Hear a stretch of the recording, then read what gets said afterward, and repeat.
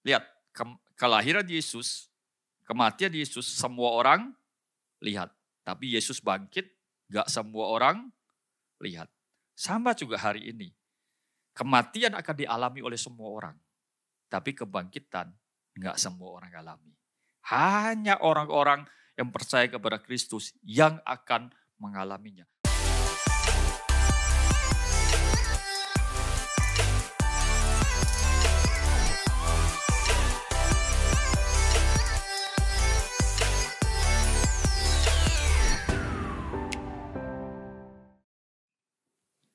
Ya, shalom Bapak Ibu sekalian. Mari kita berdoa sebentar ya. Bapak, kami bersyukur Tuhan kalau pagi hari ini kami boleh berkumpul bersama-sama, kami boleh merayakan kebangkitan-Mu, kami boleh beribadah, memuji, menyembah Engkau.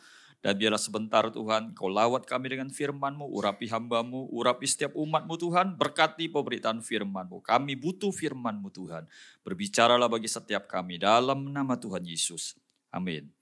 Ya, baik Bapak Ibu dikasih Tuhan, shalom sekali lagi. Terima kasih buat hambanya Pak Dieter. Ya, senang sekali bisa ketemu dengan keluarga di Rumah Harmoni.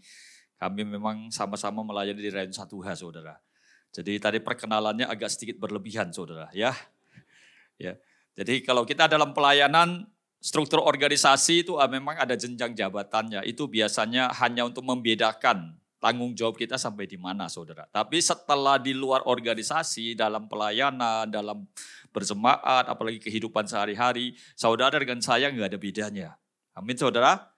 Ya, kalau kita lihat seperti Tuhan Yesus ngomong, sama-sama kerja di kebun anggur, yang kerja jam 6 pagi, jam 9, jam 12, sampai jam 5 sore, itu kalau diibaratkan sebagai jabatannya yang paling depan itu paling tinggi, Saudara, sampai yang paling belakang itu yang paling rendah. Tuhan bilang pada akhirnya sore hari malamnya dikumpulin itu dikasih upah semuanya sama-sama 1 dinar. Gak ada yang lebih ya. Jadi sama Saudara. Ya, baik. Oke, saya ucapkan dulu selamat Paskah buat Bapak Ibu sekalian. Paskah adalah sebuah hal yang menarik buat kehidupan kita, Saudara. Paskah itu sesuatu yang penting dalam kehidupan kita. Nah, tema yang diberikan kepada saya adalah kebangkitan dan pengharapan yang kekal. Mari saya ajak kita untuk baca terlebih dahulu Alkitab kita. Di dalam 1 Petrus yang pertama, pasal yang pertama ayat 3 dan 4 dikatakan demikian. Terpujilah Allah dan Bapa Tuhan kita Yesus Kristus yang karena rahmat-Nya yang besar telah melahirkan kita kembali oleh kebangkitan Yesus Kristus dari antara orang mati kepada suatu hidup yang penuh pengharapan untuk menerima suatu bagian yang tidak dapat binasa, yang tidak dapat cemar, dan yang tidak dapat layu, yang tersimpan di sorga bagi kamu. Perhatikan di sini, kata, oleh karena kebangkitan Kristus kita dilahirkan kembali. Ya, diberikan sebuah pengharapan yang baru. Seharusnya manusia itu karena dosa itu mati, gak ada pengharapan. Upah dosa adalah kematian. Tapi Tuhan bilang kebangkitan Dia telah memberikan kita sebuah harapan. Tapi harapan saya ditekankan, bukan hanya harapan selama kita hidup di bumi. Tapi harapan itu tersimpan di sorga. Sesuatu yang kekal, sesuatu yang tidak akan hilang, Saudara. Nah, sebelum kita bicara kebangkitan, Saudara, tidak ada kebangkitan kalau tidak ada kematian. Tidak ada kematian kalau tidak ada kelahiran. Nah, saya ajak kita untuk merenungkan sebentar, Saudara. Peristiwa kematian Kristus itu sesuatu yang sangat luar biasa. Kebangkitannya juga luar biasa. Tapi kalau kita lihat waktu Yesus lahir ke muka bumi ini, Saudara, siapa saja yang tahu Yesus lahir ke dunia ini? Seluruh dunia tahu, Saudara. Kalau kita lihat kisah waktu Yesus lahir di Bethlehem, Saudara, dikatakan orang-orang dari Majus itu dengar akan ada lahir Raja Mulia di Bethlehem. Mereka datang, Saudara, dari kota yang jauh sekali. Kalau hari ini kira-kira Majus itu sekitar daerah Irak atau Suriah, Saudara.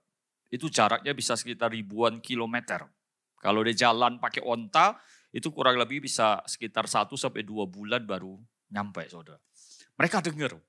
Seluruh kota Yerusalem gempar, Saudara. Bahkan Raja Herodes pada saat itu menjadi sangat marah sekali.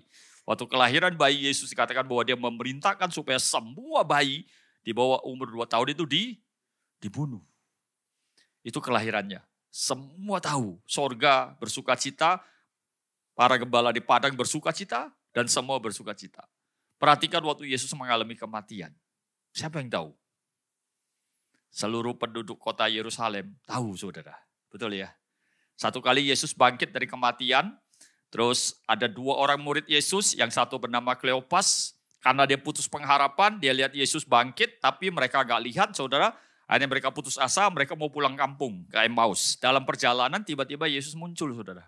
Terus Yesus tanya, "Hey bro, apa sih yang kamu sedang percakapan?" Perhatikan di sini, si Kleopas tuh ngelihat, ini orang siapa? Ini orang aneh dari mana? Terus saya bilang gini, bro, kamu gak tahu? Kamu gak tahu apa yang hari-hari ini sedang dibicarakan oleh seluruh orang di kota ini? Tuhan Yesus luar biasa. Dia bilang, "Oh iya, ada apa bro? Kok saya gak tahu?" Wah, si Kleopas makin bersemangat cerita. Coba. Betul ya, kalau kita tahu sesuatu dan ada orang gak tahu nanya sama kita semangat gak ceritanya? Semangatnya, "Masa kamu gak tahu, itu udah viral di mana-mana itu. Di TikTok, di IG, di mana. Masa kamu gak tahu?" "Ya gak tahu bro, apa sih sis?" Wah, ada semangat dia cerita. Itu loh, Yesus yang katanya adalah raja yang akan membebaskan bangsa Israel. Gak taunya dia udah disalib, mati dia. Orang-orang bilang dia bangkit, tapi kita gak ada yang lihat. Kelahiran Tuhan Yesus, dunia bersuka cita. Kematian Tuhan Yesus, dunia mengetahuinya. Bahkan Pilatus pun tahu. Para imam, ahli-ahli Taurat, kepala-kepala, pemimpin-pemimpin agama, mereka tahu. Waktu dia disalibkan di atas bukit Golgota, saudara, semua orang berlalu lalang dan melihat. Tapi perhatikan waktu Yesus bangkit. Siapa yang tahu Yesus bangkit? Pilatus nggak tahu. Herodes nggak tahu. Imam Kayafas tahu nggak Yesus bangkit? Nggak tahu. Orang-orang Israel? Nggak tahu. Yang tahu Yesus bangkit hanya murid-muridnya. Tuhan datang kepada Maria. Waktu Maria pagi-pagi datang ke kubur. Dia bilang, "Aku bangkit." Terus dia kasih lihat lagi kepada murid-murid yang lainnya. Nah, akhirnya sebelum dia naik ke sorga, dia memperlihatkan dirinya kepada 500 orang murid. Perhatikan Bapak Ibu dikasih Tuhan. Kematian Kristus, kelahiran Kristus, semua lihat. Tapi waktu dia bangkit, tidak semua lihat. Berbahagialah hari ini yang disebut dengan murid Kristus. Makanya kenapa dunia sulit percaya Yesus bangkit. Kenapa para imam tidak percaya Yesus bangkit. Pada saat prajurit-prajuritnya datang memberikan laporan tentang kebangkitan Yesus, apa yang para imam lakukan? Disuap saudara. Ini uang. Bilang aja, kamu lagi jaga, kamu tidur, ketiduran. Terus murid-muridnya datang mencuri mayatnya. Dan dikatakan bahwa berita itu sampai hari ini masih terdengar. Makanya gak heran hari ini ada keluar pengajaran yang mati itu bukan Yesus. Yang mati itu Yudas. Dengan berbagai macam cara gitu loh. Untuk membuat supaya berita tentang kebangkitan Kristus itu tidak sampai kepada umat Tuhan. Tetapi Yesus berdaulat saudara. Setelah dia naik ke sorga, Paulus yang dulu namanya Saulus begitu giat untuk membunuh para pengikut Kristus. Tuhan menampakkan diri kepada dia. Dan hari-hari ini kita tahu Tuhan Yesus setelah kebangkitannya dia akan memperlihatkan kepada banyak orang saudara. Saya berdoa biarlah umat Tuhan di rumah harmoni ini engkau juga adalah orang-orang yang sedang akan Tuhan kunjungi saudara. Amin. Memang kita gak lihat. Yesus lahir kita gak lihat. Yesus mati kita gak lihat. Bahkan Yesus bangkit pun kita gak lihat. Tapi kita dengar kan. Apakah kita bisa percaya hal itu? Dunia tidak melihat, makanya dunia sulit percaya. Tapi bagaimana dengan murid Tuhan? Yang tidak melihat, apakah kita juga sulit percaya? Mungkin kita hari ini bilang, "Oh enggak Pak, saya percaya." Sama saudara. Murid Kristus kalau enggak mengalami perjumpaan dengan Tuhan, mereka juga enggak percaya. Salah satunya murid yang bernama Thomas. Waktu Tuhan menampakkan diri kepada seluruh murid-muridnya, waktu itu Thomas enggak hadir. Sehingga teman-temannya cerita sama Thomas, bro, guru kita bangkit. Thomas bilang apa? "Aku tidak akan percaya kalau sebelum aku mencucukkan jariku ke lambungnya." Tapi Yesus baik saudara. Sekalipun Thomas yang demikian statementnya demikian keras gitu ya, menentang ya. Kalau saudara jadi Tuhan Yesus kira-kira mau nggak mendatangi Thomas yang seperti ini? Mau datangnya enggak? Rasanya agak kesel ya. Ini Thomas sudah 3,5 tahun sama aku, jalan sama-sama, udah lihat berbagai mujizat, sudah dikasih tahu nanti aku harus mati. Pada hari ketiga Yesus akan bangkit, udah dikasih tahu berulang-ulang. Kalau Bapak Ibu baca di Alkitab, pemberitahuan pertama kematian Kristus. Pemberitahuan kedua, ketiga, keempat. Alkitab catat sampai ada pemberitahuan keempat. Tapi saya percaya itu gak cuma 4 kali saudara. Tentu setiap kali dia ketemu, pasti Tuhan Yesus selalu mengulang. Berapa sering kalau Bapak Ibu datang beribadah di mimbar ini maupun di dalam kelompok-kelompok kecil saudara. Selalu diingatkan kembali dengan firman Tuhan. Kadang-kadang kita baru dengar kemarin, diingetin lagi. Baru dengar, diingetin lagi. Sering seperti itu. Tapi Thomas bisa gak percaya. Tapi Tuhan tetap datangin dia. Di dalam Yohanes pasal yang ke-20 ayat 29 dikatakan demikian. Kata Yesus kepadanya, karena engkau telah melihat aku, maka engkau percaya. Berbahagialah mereka yang tidak melihat namun percaya. Tidak melihat namun percaya. Ini bukan perkara yang mudah saudara. Ini perkara yang sangat sulit. Hari ini juga sama. Kalau namanya pengharapan. Pengharapan itu udah terlihat belum? Udah kejadian belum? Pernah dengar kata cita-cita? Tadi kita lihat anak-anak kita nyanyi sini ya. Kan biasa kita tanya kan, nak cita-cita kamu apa? Oh saya mau jadi pak polisi. Oh saya mau jadi tentara. Oh saya mau jadi presiden. Saya mau jadi pengusaha, dokter dan segala macam. Waktu dia mengatakan dia pengen jadi sesuatu, itu udah jadi belum? Belum. Percaya gak kita dengan omongan itu? Gampang gak? Gak mudah saudara. Demikian juga hari ini Tuhan bilang kematian dia menyiapkan sebuah, habis kematian dia bangkit saudara. Kebangkitan Kristus menyediakan sebuah pengharapan di sorga yang tidak akan hilang. Tapi kita udah lihat? Belum. Tapi hari ini apakah engkau percaya? Kalau engkau percaya Tuhan berkata apa? Berbahagialah. Tapi kalau kita tidak percaya, ya kita sama dengan dunia ini saudara. Makanya saudara, di slide berikutnya saya tulis begini saudara. Dunia tempat kita hidup ini penuh dengan ketidakpastian. Saudara setuju dengan statement ini? Apa yang pasti sih dunia ini? Gak ada yang pasti ya. Bahkan umur saudara dan sayanya gak tahu loh. Siapa yang yakin besok masih hidup? Gak ada kan? Semua gak pasti. Semua tiba-tiba bisa berubah. Dalam sekejap mata. Yang kondisinya baik-baik tiba-tiba satu hari bisa berubah menjadi hal yang sebaliknya. Tetapi di dalam ketidakpastian ini saudara, Yesus bangkit dari kematian. Kebangkitan Kristus itu memberikan kita sebuah kepastian. Orang hidup pasti mati saudara. Itu pasti. Tanya aja sama siapa. Mau agama apa kayak dia, tanya dia. Kamu yakin gak kematian itu pasti? Semua pasti katakan, iya. Walaupun dia tidak setuju dengan kematian. Tapi tetap dia kan mengalami kematian. Hari-hari ini sedang diciptakan teknologi. Bagaimana mayat manusia itu disimpan. Supaya nanti ketemu ilmunya untuk membangkitkan orang, maka itu bisa dihidupkan kembali.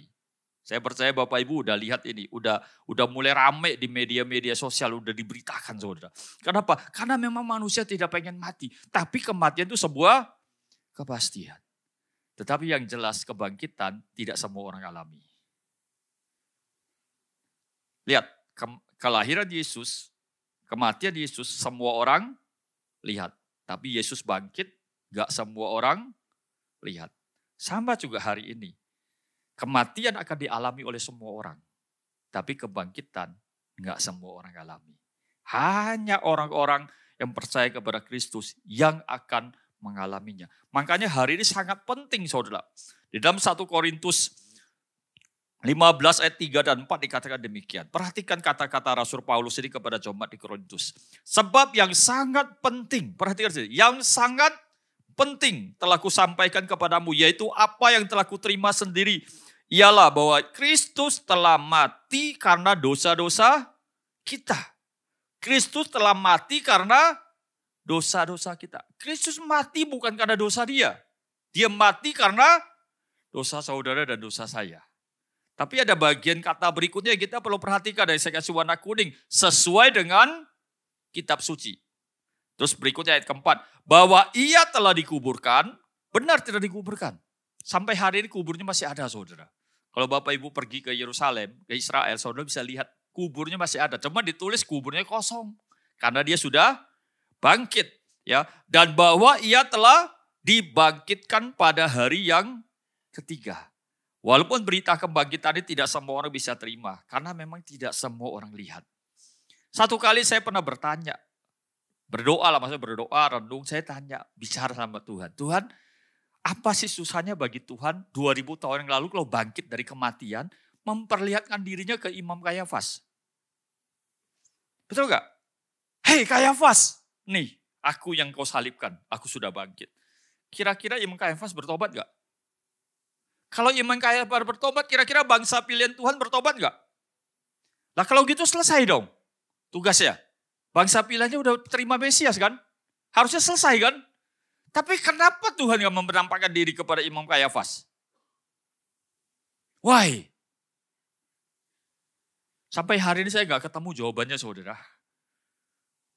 Tapi yang saya percaya, kalau Tuhan hari ini menampakkan dirinya kepada saudara saya, berarti saudara saya lebih daripada Imam Kayafas. Imam Kayafas hari itu statusnya paling tinggi saudara. Itu bagaikan Tuhan bagi orang Israel. Kalau dia ngomong A, keputusannya A. Ngomong B, semua jadi B saudara. Besar sekali kuasanya. Tapi kalau hari ini saudara saya, engkau diperlihatkan oleh Tuhan, oleh kebangkitan Tuhan, kau bisa ngalami. Itu artinya apa? Berarti saudara saya akan diberikan kuasa yang lebih besar dari itu. Makanya Kisah Rasul pasal 1 ayat 8 berkata, kamu akan menerima kuasa kalau Roh Kudus turun ke atas kamu.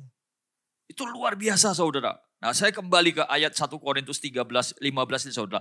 Ini juga ditulis di bagian sesuai dengan kitab suci. Bapak Ibu perhatikan, kenapa sesuai dengan kitab suci ini mesti diulang saudara. Dia mati karena dosa saudara saya sesuai dengan kitab suci. Dikuburkan dan bangkit pada hari ketiga sesuai dengan kitab suci. Kenapa kitab suci ini mesti ditulis sampai 2 kali? Setiap kali sesuatu yang ditulis di Alkitab 2 kali diulang saudara. Itu artinya sesuatu yang sangat penting. Ya, penting sekali. Nah hari ini kita coba mulai cek saudara. Seperti tadi saya bilang, kematian Kristus, kelahiran Kristus, bahkan kebangkitannya kita gak pernah lihat. Karena itu udah terjadi 2000 tahun yang lalu kurang lebih. Kita gak lihat. Tapi itu semua tertulis di kitab suci. Hari ini kita percaya gak apa kata kitab suci? Atau kita lebih percaya apa kata pendeta? Kita lebih percaya apa kata orang? Kalau kata dunia sih mungkin saya gak singgung lah. Kalau ada yang percaya kata dunia itu udah lebih parah lagi saudara.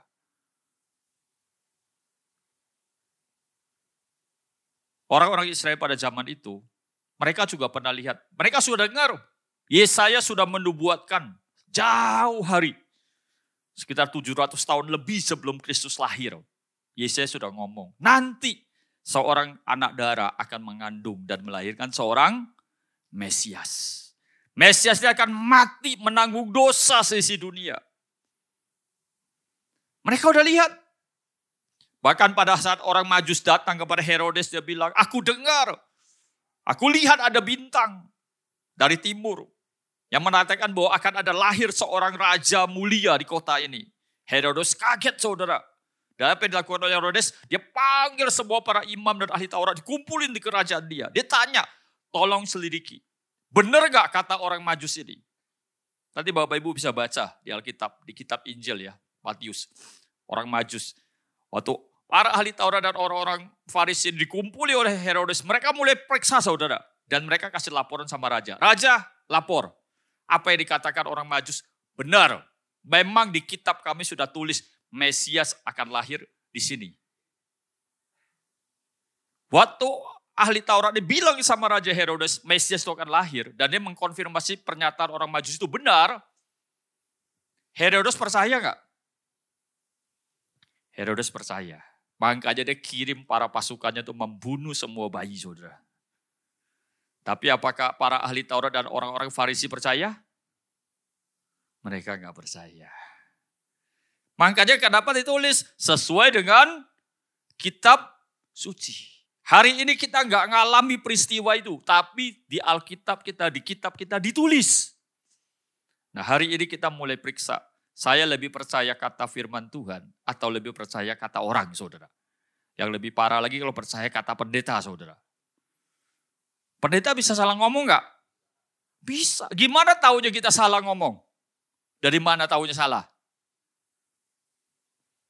Saudara mesti tahu yang benar. Dari mana kita bisa tahu sebuah uang itu palsu atau asli? Kalau kita tahu aslinya. Boleh nggak tahu palsunya, tapi nggak tahu aslinya? Bisa nggak bedain kalau kita cuma tahu palsunya, nggak tahu aslinya? Nggak bisa. Ada berapa jenis uang palsu di dunia ini?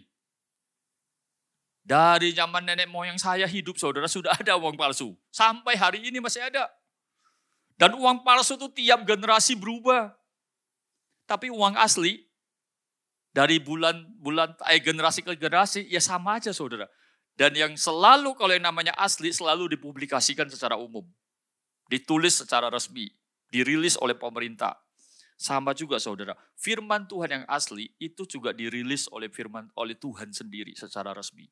Waktu Yesus lahir di muka bumi ini, waktu dia dibaptis di sungai Yordan, maka Allah Bapa di sorga bersabda, inilah anakku, kepadanya lah aku berkenan.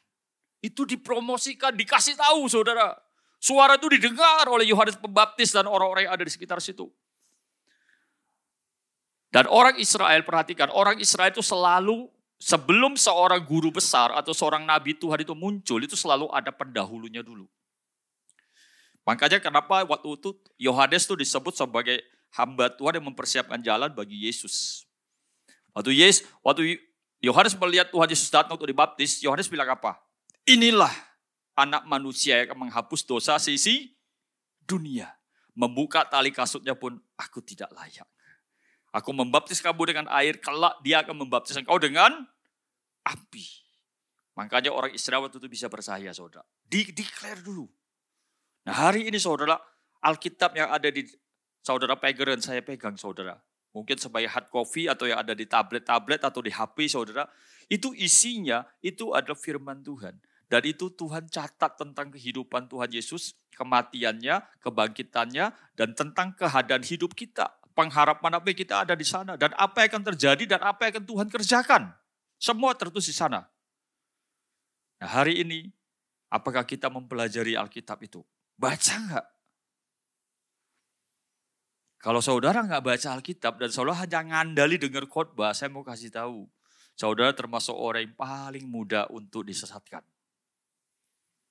Tapi kalau hari ini kau baca firman Tuhan, maka pada saat kau dengar hamba Tuhan salah bicara, engkau bisa tahu.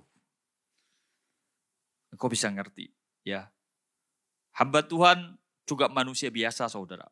Karena kala dia tidak salah, tapi dia bisa kepleset ngomong. Sering dengar guyon seperti ini. Waktu Tuhan Yesus masuk ke kota Yeriko, saudara. Dia lihat ada orang pendek di atas pohon. Terus dia bilang gini, hei Lazarus, turun. Kita ketawa, ada sekolah. Om salah kak, bukan Lazarus tapi Zakeus. Iya maksud saya Lazarus turun, itu bukan tempat kamu, itu tempat Zakeus. Jadi hari ini Bapak Ibu kasih Tuhan kembali pelajari Alkitab. Baca Alkitab setiap hari. Hari ini apakah engkau sudah baca Alkitab? Oh udah Pak, tadi barusan. Bukan di sini saudara. Engkau mesti baca sendiri. Ingat, kebangkitan Kristus tidak semua orang lihat. Ini juga berbicara tentang privilege yang Tuhan kasih. Perjumpaan dengan Tuhan itu harus kita pribadi. Nggak bisa diwakili. Nggak bisa bilang karena orang tua kita rohani, hamba Tuhan, taat, setia gitu. Bahkan kalau sudah meninggal, sudah yakin masuk surga. Kita anaknya pasti masuk surga. Enggak saudara. Kalau dunia betul, orang tua kita kaya raya, kita yang akan mewarisi kekayaannya saudara. Sekalipun itu enggak pasti. Bisa saja dia bikin wasiat dikasih ke anak tetangga saudara. Tapi untuk masuk surga, enggak bisa saudara. Kita harus ngalami sendiri. Kita harus ngalami sendiri. Pelajari sendiri Alkitab. Ya, jangan ikut-ikutan orang lain. Nah sekarang kita lihat apa yang Alkitab katakan tentang kematian dan kebangkitan Kristus. Di slide berikut saya tulis beri. Kematian dan kebangkitan Kristus memberikan kita kepastian. Yang pertama, kepastian tentang pengampunan dosa. Ya, Efesus 1 ayat yang ke-7. Sebab di dalam Dia dan oleh darahnya kita beroleh penebusan, yaitu pengampunan dosa menurut kekayaan kasih karunia. Yang pertama kita diberikan kepastian pengampunan dosa. Yuk hari ini kita coba cek, masih adakah kita suka diintimidasi oleh masa lalu kita? Oh iya, dulu saya brengsek. Oh dulu saya jauh dari Tuhan. Waduh dulu saya banyak hal yang saya lakukan. Tentu Bapak Ibu sudah kenal gembala saudara Pak Dieter. Ya, kalau dengar cerita dia dulu pernah di rehab saudara. Ya, kurus kering keluar dari rehab. Tapi hari ini diberkati Tuhan saudara. Ya, mengembang. Ya kan? Masa lalu dia. Tapi hari ini dia berbeda saudara. Yuk hari ini engkau jangan mau diintimidasi oleh masa lalumu. Masa lalumu itu tidak penting bagi Tuhan. Bagi manusia penting. Tapi bagi Tuhan masa lalu nggak penting. Buktinya di Alkitab kita bisa lihat Saulus. Siapa yang nggak kenal Saulus? Tapi jadi pakai Tuhan jadi Paulus. Siapa lagi kita lihat? Gideon. Ada yang kenal Gideon? Kita berteriak Gideon hebat saudara. Tahu nggak Gideon itu siapa? Gideon itu penakut saudara. Waktu bangsa Midian datang menyerang kota dia saudara. Dia lari ngumpet saudara. Kenapa? Takut dia. Tapi Tuhan gak lihat rasa takutnya. Tapi Tuhan bilang, aku pilih kamu jadi pahlawan. Waktu itu Gideon bilang, siap Tuhan. Dia jalani. Hari ini masa lalumu tidak membatasi kuasa Tuhan untuk bekerja atas hidupmu. Tinggalkan masa lalumu dan hari ini percaya apa kata Alkitab. Ingat ya, sesuai dengan kitab suci. Orang bilang, aduh model kayak gini gak ada harapan dah. Bilang, bagi kamu iya. Makanya Paulus ngomong sama jemaat Korintus, apa yang tidak berharga bagi dunia, Tuhan pilih untuk mengalahkan dunia. Itu kata Tuhan. Jadi kita tinggal pilih hari ini, mau dengar kata Tuhan atau mau dengar kata dunia. Yang kedua saudara, kemenangan. 1 Korintus 15 ayat 55 sampai 50. Hai maut, di manakah kemenanganmu? Hai maut, di manakah sengatmu? Sengat maut ialah dosa dan kuasa dosa ialah hukum Taurat. Tapi syukur kepada Allah yang telah memberikan kepada kita kemenangan oleh Yesus Tuhan kita. Dunia ini apa sih yang paling kita takutkan saudara? Kemiskinan? Saya percaya kemiskinan gak membuat kita takut saudara. Sakit penyakit? Enggak juga. Ada banyak orang sakit tapi hari ini masih tetap bisa menikmati kehidupan. Dia masih bersemangat saudara. Yang paling takutkan dalam kehidupan ini, kematian saudara. Betul ya? Orang sanggup menyerahkan semua yang dia miliki supaya nyawanya tidak diambil. Makanya ada muncul kan orang berusaha bagaimana manusia tidak mengalami kematian. Bahkan kalau bisa yang mati itu bangkit. Makanya sampai ada mayat disimpan saudara. Gak tahu beberapa lama disimpannya gak tahu saudara. Tapi kita percaya yang bisa membuat manusia mati atau hidup itu kalau roh Tuhan dalam hidup kita itu Tuhan ambil. Waktu Tuhan menciptakan manusia, Tuhan kasih hembusan napas ya. Kalau napasnya diambil ya manusianya mati saudara. Nah Alkitab berkata itu sudah dikalahkan oleh Tuhan Yesus. Dan Tuhan karena kemenangan di atas kayu salib diberikannya kepada saudara dan saya. Kalau maut saja dikalahkan saudara, apalagi yang lain. Penderitaan, ya gak seberapa saudara. Bahkan Alkitab bilang penderitaan saudara dan saya belum sebanding dengan Kristus. Kemarin Jumat kita merayakan hari kematian Tuhan Yesus saudara. Kalau Bapak Ibu perhatikan kematian Tuhan Yesus dari mulai Taman Getsemani, dia berdoa dengan peluh sampai keluar darah saudara. Dia bagaimana dicambuk, bagaimana dia dimahkotai duri. Dia harus mikul salibnya, tangan dan kakinya dipaku saudara salib. Dia ditinggalkan oleh Bapa di sorga sampai Alkitab mencatat dari jam 12 siang sampai jam 3 sore langit gelap saudara. Ya. Orang-orang yang seni atau para puitis berkata alam aja ikut berduka waktu Yesus mati dikatakan. Ya itu sih boleh-boleh saja saudara. Tapi yang jelas itu Tuhan sudah ambil semua. Penderitaan sampai demikian. Hari ini kita sampai seperti itu enggak? Kita masih bisa bernapas saudara. Kita belum sampai meneteskan darah. Belum nyawa loh. Darah aja belum tertetes loh. Tapi Kristus sudah. Maka dia bilang semua itu sudah dia kalahkan. Dan dia berikan kemenangan itu kepada saudara dan saya. Jadi hari ini setiap saudara dan saya di dalam dirimu kalau punya roh Allah. Berarti saudara dan saya punya bibit kemenangan. Punya bibit pemenang saudara.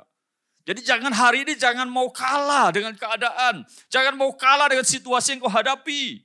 Mungkin secara kacamata kau melihat gak mungkin. Mana mungkin saya. Kalau tadi saya udah kasih contoh beberapa tokoh-tokoh Alkitab yang rasanya nggak mungkin. Bahkan Daud sendiri waktu mau dipilih oleh Samuel, Samuel juga tidak pilih dia, saudara. Waktu Samuel datang ke rumah Isai, dia bilang, mana anakmu laki-laki? Satu persatu dikeluarin, saudara. Setelah yang terakhir keluar, sebelum Daud, saudara, terus Samuel bilang, hei Isai, tidak adakah anakmu laki-laki lagi? Isai baru, oh iya ada satu. Tapi masih di padang, mengembalakan kambing domba. Artinya apa? Tidak diperhitungkan. Makanya Mazmur Daud berkata, sekalipun ayah dan ibuku meninggalkan aku, tapi Tuhan menerima aku. Itu curahan hati dia. Benar dia gak diterima. Tapi Samuel bilang apa? Panggil anak itu. Sebelum dia datang, kita tidak akan mulai makan. Akhirnya Isai suruh, panggil Daud. Cepat panggil, suruh datang. Datang Daud. Waktu datang Samuel lihat, ya kecil-kecil imut-imut mukanya merah-merah.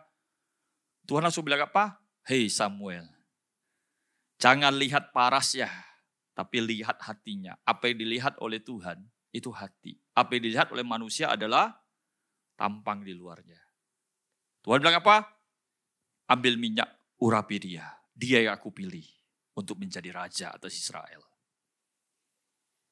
Jadi hari ini kembali pertanyaannya, mau dengar kata Tuhan atau dengar kata orang?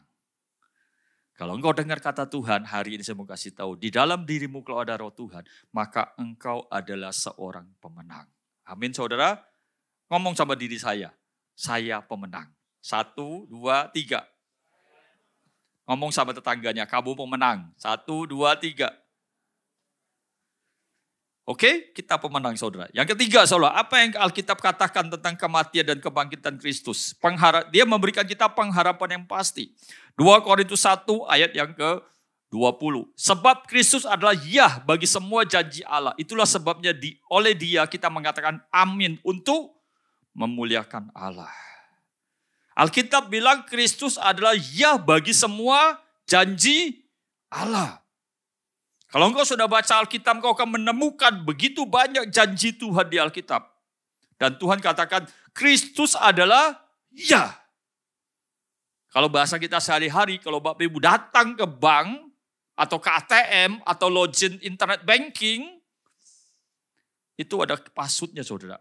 Passwordnya adalah, Yesus adalah ya bagi semua janji Allah. Kalau kau masuki password itu, maka semua brankas terbuka. Semua aset yang ada di dalam rekening itu semua kebuka, saudara. Nah hari ini tinggal kita mau pakai apa enggak. Mau masuk surga, saudara, passwordnya ini. Mau nyambung wifi, connect ke surga, ini passwordnya.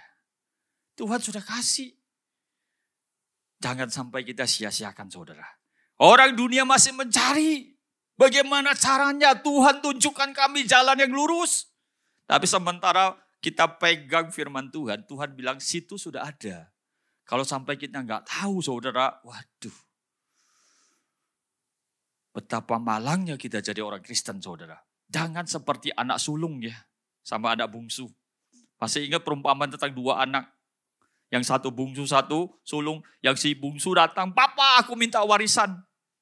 Nanti papa mati juga warisannya kan bagi sama aku sama kakak. Ya udah aku ambil dulu deh. Papanya kasih saudara. Dia kasih dijual semua. Dia pergi foya-foya jatuh miskin. Dia balik ke rumah saudara. Dengan pakaian compan-camping sudah jadi pengemis saudara. Kemudian kakaknya pulang dari ladang. Kakaknya marah saudara. Terus bapaknya bilang, kak, adikmu itu sudah mati hidup lagi. Kenapa kamu marah?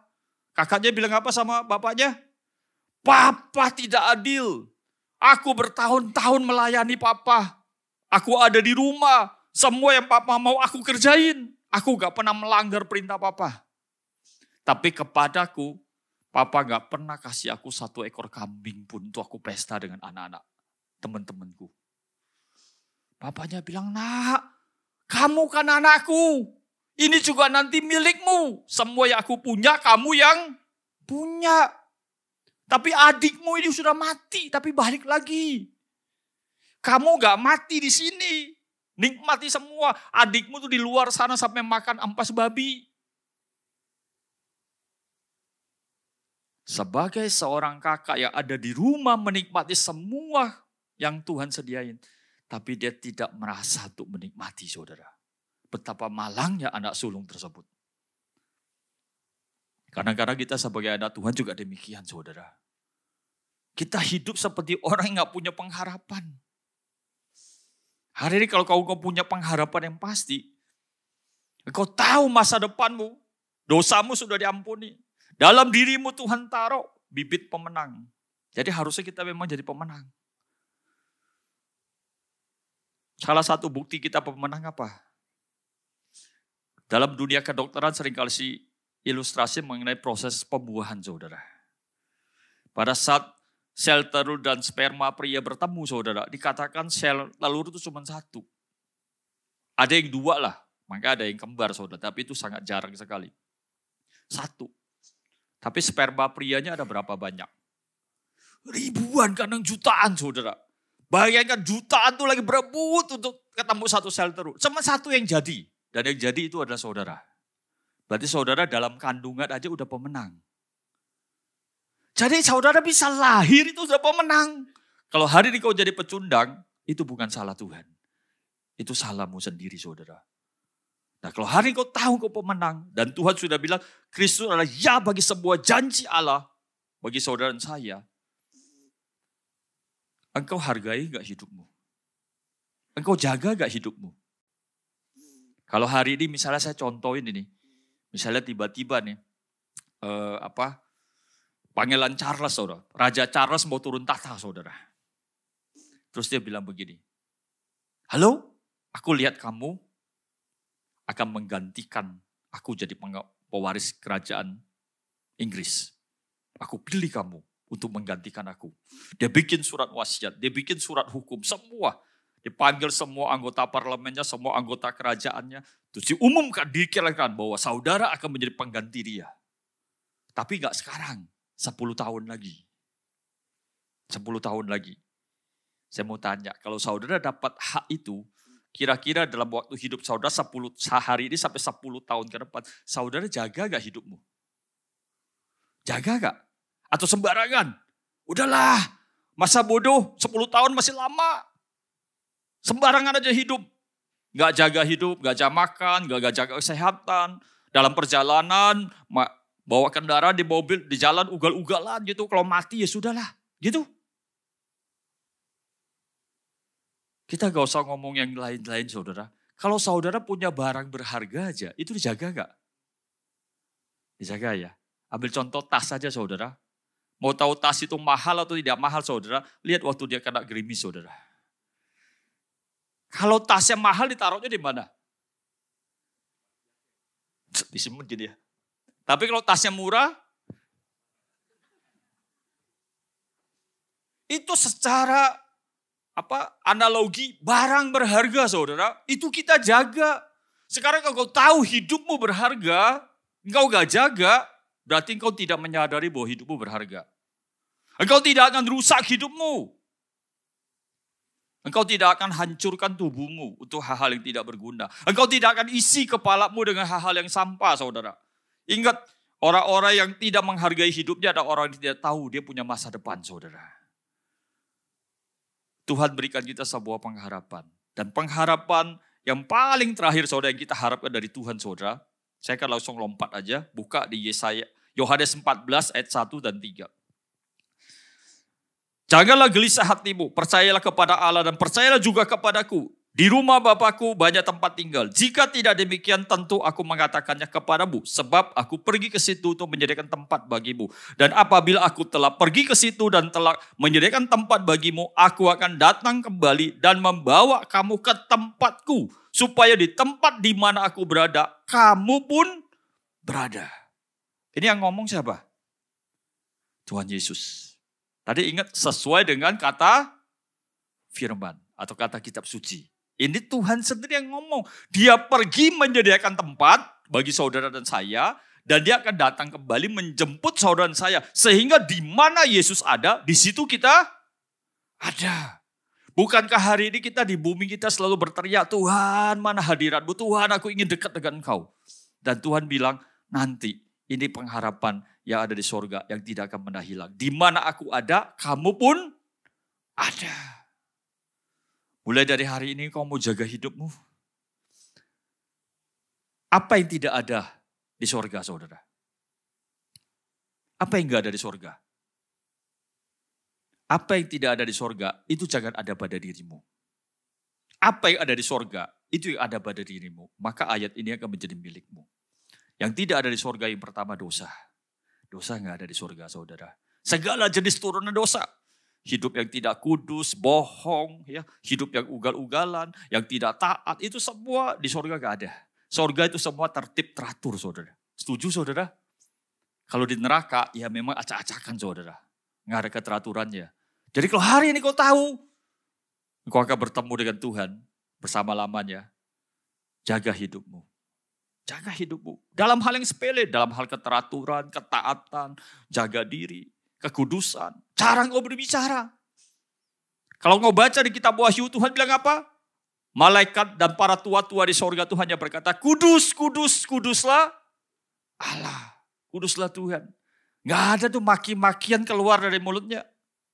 Kalau di neraka, banyak saudara. Karena kesakitan, maka mereka berteriak-teriak, menjerit-jerit, marah-marahin Tuhan, saudara. Tapi di sorga, nggak ada. Jaga omonganmu, saudara.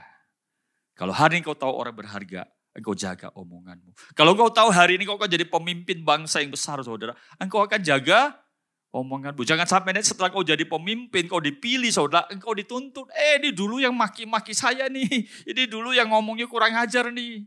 Kenapa sekarang pemimpin baru dituntut setelah dia jadi pemimpin?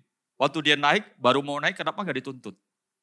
Karena orang pikir kalau kamu gak ada apa-apanya, dunia gak perlu berurusan dengan saudara dan saya. Tapi waktu kita ada apa-apanya, semua masa lalu kita tuh dikeluarin, saudara.